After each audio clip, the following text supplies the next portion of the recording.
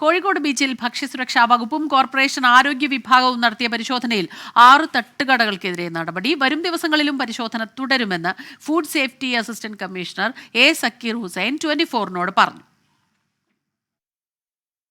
കോഴിക്കോട് ബീച്ചിലെ 16 തട്ടുകടകളിലാണ് ഭക്ഷ്യസുരക്ഷാ വകുപ്പും കോർപ്പറേഷൻ ആരോഗ്യ വിഭാഗവും പരിശോധന നടത്തിയത്. ഇതിൽ 6 കടകൾ തൽക്കാലത്തേക്ക് അടച്ചുപൂട്ടി പിഴ അടയ്ക്കാൻ നിർദ്ദേശം നൽകി. പഴവർഗ്ഗങ്ങൾ കട്ട് ചെയ്ത് ഓപ്പണായി വെച്ച് വിൽക്കുന്നുവെന്നും അതിനകത്ത് ഈച്ചയും പൊടിപടലങ്ങളും പറ്റി ആ രോഗത്തിന് കാരണമാകുന്നു എന്നും നമ്മൾ നേരത്തെ പരിശോധനയിൽ ശ്രദ്ധയിൽപ്പെട്ടിരുന്നു.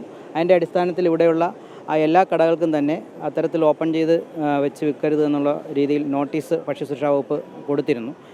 എന്നിരുന്നാലും ഭൂരിഭാഗം കടകളും അത് പാലിച്ചുവെങ്കിലും ചില കടകൾ പാലിക്കുന്നില്ല എന്നുള്ള പരാതി വരികയും വീണ്ടും ഭക്ഷ്യസുരക്ഷാ വകുപ്പും അതുപോലെ തന്നെ കോർപ്പറേഷൻ ഹെൽത്ത് വിഭാഗവും സംയുക്തമായി പരിശോധന നടത്തുകയാണ് ഇന്ന് ഉണ്ടായത്. തുറന്നു വെച്ച് വിൽപ്പന നടത്തിയവ നശിപ്പിക്കുകയും ചെയ്തു. നേരത്തെ നോട്ടീസ് നൽകിയ തട്ടുകടകളിലാണ് വീണ്ടും പരിശോധന നടത്തിയത്.